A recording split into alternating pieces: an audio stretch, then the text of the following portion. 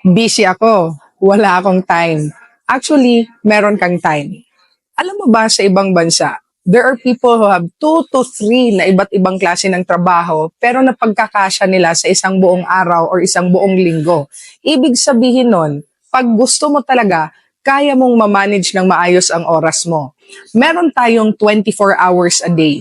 Your full-time job does not take the whole day na gagawin. And you have a lot of free time kung iisipin mo lang kung gaano karami yung mga iba't ibang activities mo na tinatawag natin na unproductive na mga activities. All you have to do so that you would be able to manage this together with your job is for you to convert unproductive activities to income-producing activities. Because at the end of the day, pwede ka naman talagang maglaan ng 1 to 2 hours, 30 minutes para gawin to.